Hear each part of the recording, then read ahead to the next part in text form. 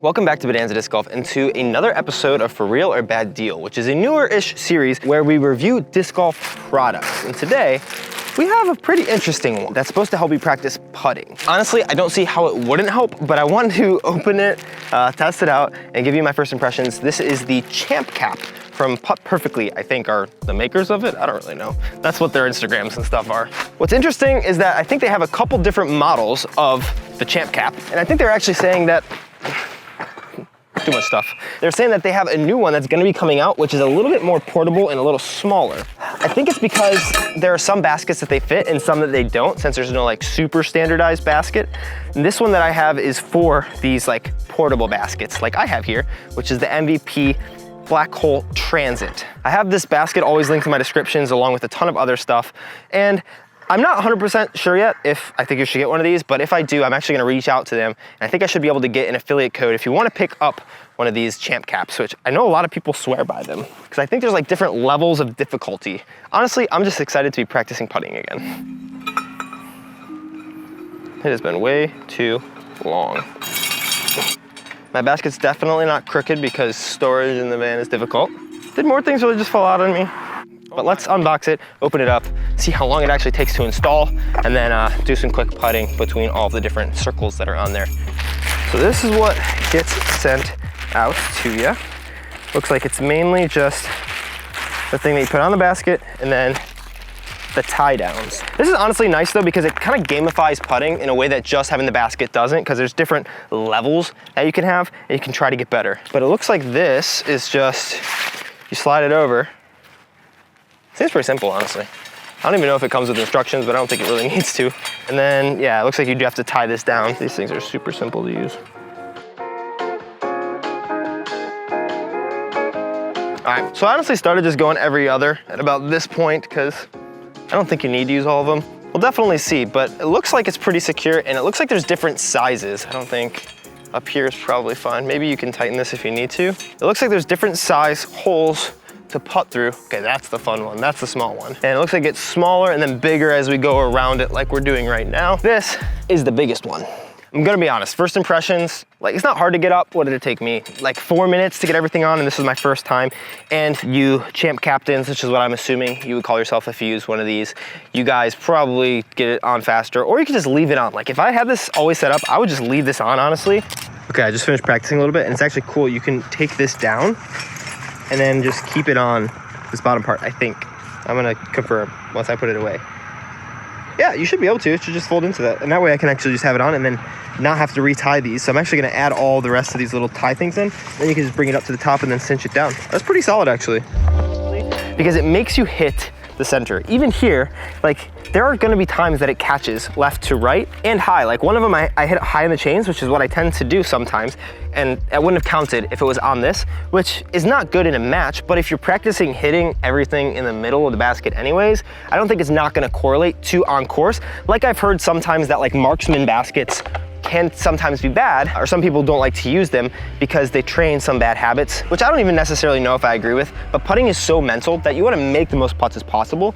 And this is nice because if you send it to the smallest one and you can't really do well on it, you just go to a bigger one. Oh, I am unscrewing this as we speak. All right, there we go. But you just go to a bigger and bigger and bigger one. So I'm gonna try it out and see like if there are any putts that I'm like, man, I actually made that. That would have been good. There are a couple types of putters that I think might not be best for this. Like if you have a very lofty pitch putt that kind of dives in, actually it seems like it would work from here. Or hyzer putters, which I think I've heard they say just like move it sideways to like angle it like this and then just hyzer putt into it, which I guess makes sense. But if I'm honest with you, I don't see a reason why this shouldn't make you a better putter or more consistent, or even just gamify putting practice. Like I know if I had this compared to just a normal basket, being someone who likes a challenge and is very competitive with myself, I would come and practice on this and try to beat my high score at the lowest one. And that just wouldn't do anything but help me be more consistent at my hitting the dead center, which is always good to do on almost every basket, except for those stupid mock ones that want to spit everything out. I'm gonna go ahead and start on the slightly bigger sized one of these. Not the biggest one. Ooh, 25 feet, that definitely makes the basket look a little smaller. Definitely want a spinner in there a little better. See, that might have actually been a made putt on normal. That one would have too. Oh! There we go, jeez. 1 for 4, and I think at least one of the other 2 that I missed right side would have actually caught.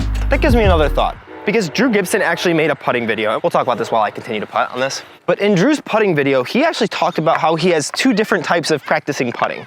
One of them where he just goes and he only counts it if it hits dead center, which is exactly what this forces you to do. That's in. That's in. That's in. And as you can see, I don't really do that type of practice putting as much. That's out. There we go. That's in.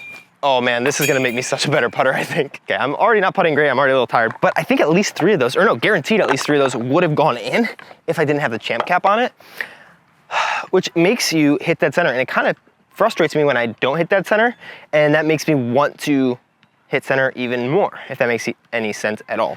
I feel like honestly, this is pretty self-explanatory, and at this point, I just want to do a challenge with it. If you're interested in this, definitely go ahead and pick one up. I'll try to get an affiliate link with them. I will definitely be using this to practice putting instead of just normal practice putting, because there is also that second type of practice putting that Drew does where it's more like tournament style, and it'll like take 1 shot from each lie. And no matter how it goes in, if it's in, it counts, because that's what happens in a tournament. It doesn't matter how it goes in, it counts. But if you practice hitting dead center and you miss slightly, then it still goes in. That's better than if you practice just making a putt, which is all that I've always done, and then you miss slightly and then you just miss a putt. So I'd rather my miss still be a made putt in a tournament, but it wouldn't count on this type of basket. So I'm gonna do a challenge. I have 2, 4, 6, 2 Kevin Kiefer Pures. Absolutely no reason why I have these ones, but I have 11 putters here, and I'm just gonna take it down to 10 actually. And we'll start at the biggest one, and we'll see how many putts it takes me to make all 10. I'm gonna do that around all these, and then I'm gonna challenge you guys to see how many you can do and if you can beat me, because today you absolutely can't beat me, but we're gonna do it from 25 feet. Wow, even this biggest one is still pretty small. That's actually pretty nice. Oh no. Okay, tell I need to practice putting.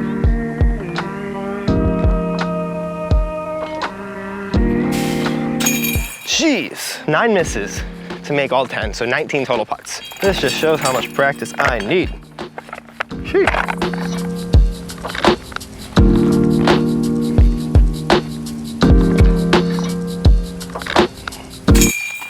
28, 19, 28. Now for the third size. This one, I hope takes me less than 30. I hope I beat 28. 28 is just so bad. This is a really cool tool.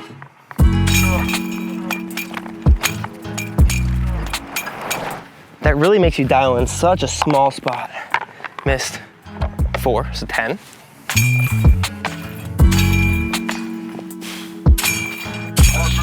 $23. So to make 30 putts so far, I've had to make 70. Last one, super small. How big is this one actually? Okay, like less than, or about an inch on either side of the disc. Still, I think we can do it. We're dialing it in. This is definitely helpful, especially because like I definitely do count all of my just in general made putts, whereas these have to be dead center. Like if they're not center, it doesn't count. And I think that that's a good way to practice in general.